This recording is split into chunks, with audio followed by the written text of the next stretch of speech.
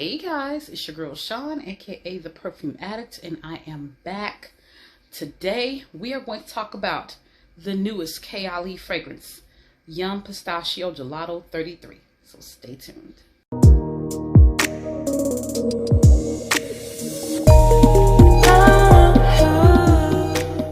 Alright, so if this is your first time, welcome. Come on in. Make the buttons click. You already know the deal. It's the same thing we always do.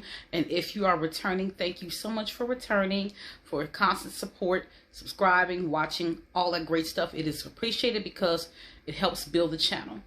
Now, let's get into our business of the day. So, fragrance of the day. Why would this not be KLE Yum Pistachio 33? Of course, this is our fragrance of the day. And to give this a little bit more sweetness, we're going to get into that later, I paired it with Bath & Body Works Warm Vanilla Sugar, which gives it a boost in that department. We'll talk about that in a moment. And behind me, my candle for the day is Bath & Body Works Unicorn Sprinkles. Everything is just sweet today. Everything is sweet and yummy and edible, and that's the whole theme for today's video. So let's go ahead and start talking about this. So when I heard KLE was coming with a new fragrance, I ran to the Sephora website to see what it was about. It released on March 21st, and I heard there was some glitches on the release date with purchasing it. And I'm glad I waited a few more days to get my hands on it, because I wanted to wait. Because usually when something launches, there's always problems in the beginning. So I always give it a couple of extra days and I wait.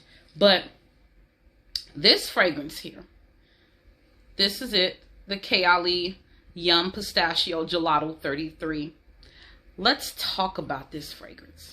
So from the campaign and promotional pictures, which I will pop in here, you can see that it is marketed as a sweet, gourmand type of fragrance. That's the imagery that you get from the campaign, that's the type of fragrance it is. However, upon first smell, I didn't get gourmand with this, and I can see why there were so many mixed reviews. I was reading on the Facebook fragrance groups, and I was reading on KLE's Instagram page in the comment section, and a lot of people, the main thing I saw is that this is not what I thought it was going to be.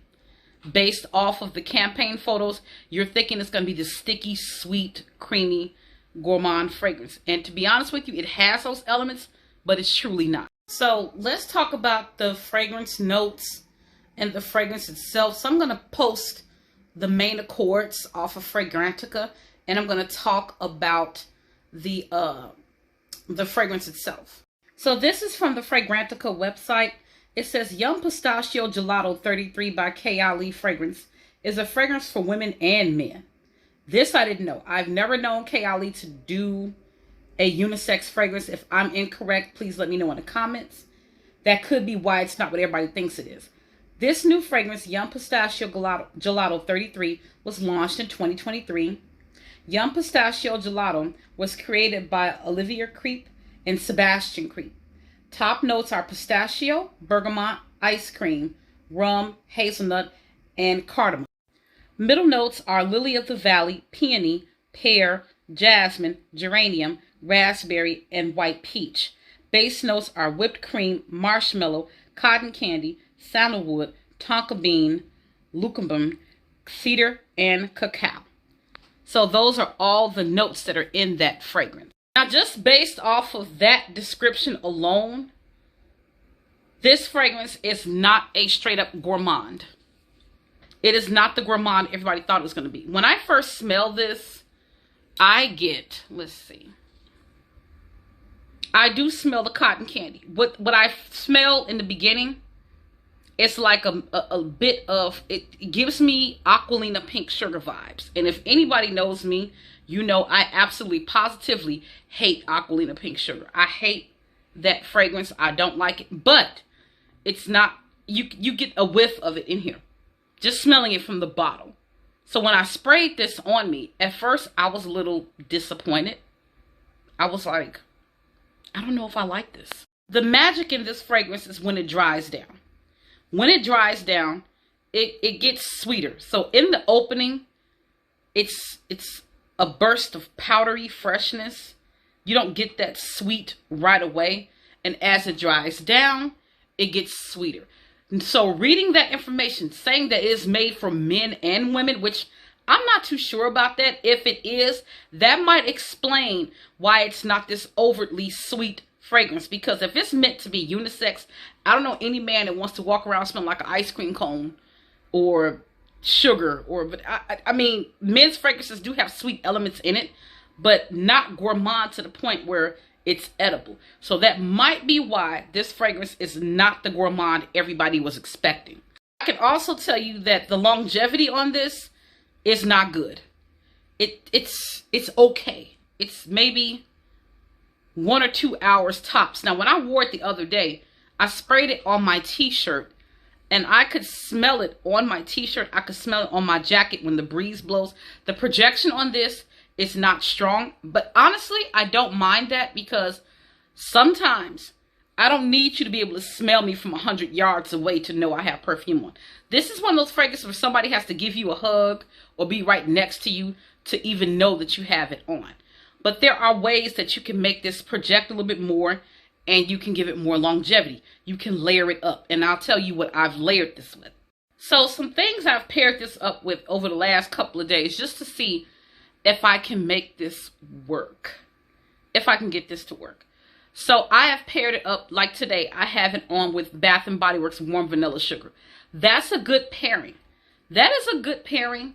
I'm going to tell you another one. I haven't tried it yet, but I think it might work.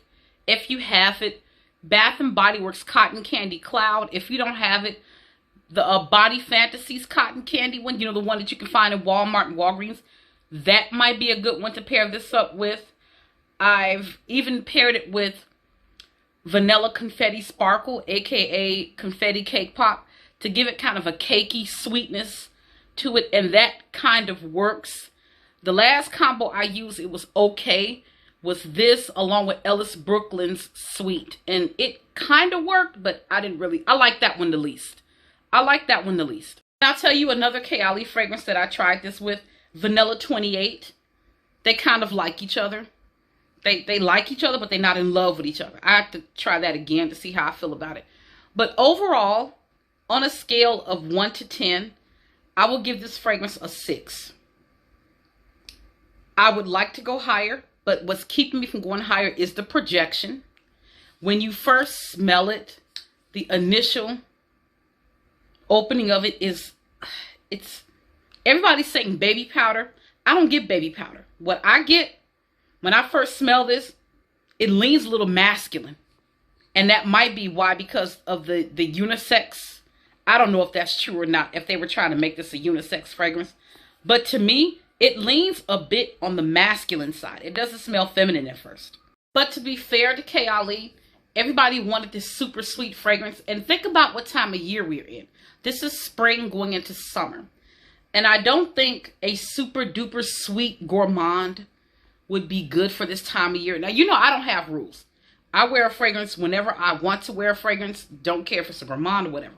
But majority of the times, if it's 80, 90 degrees outside, you want to smell fresh. That sticky, sweet smell is kind of better reserved for colder weather. So to be fair, this is a gourmand, but it's a fresh gourmand. It is not that ooey gooey, super sweet gourmand like a Charosa 62 or a Juicy Couture Gold.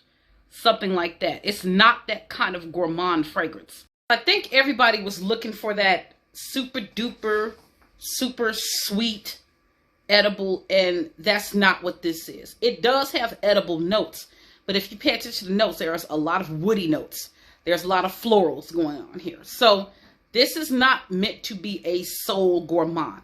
Now you can take it up and make it sweet by layering it, but on its own, it is not that sugary, sweet, edible fragrance that you all were looking for. So yeah, I'll give this a 6 out of 10. My biggest sticker with this, I can make this work, but the biggest stickler for me is the longevity.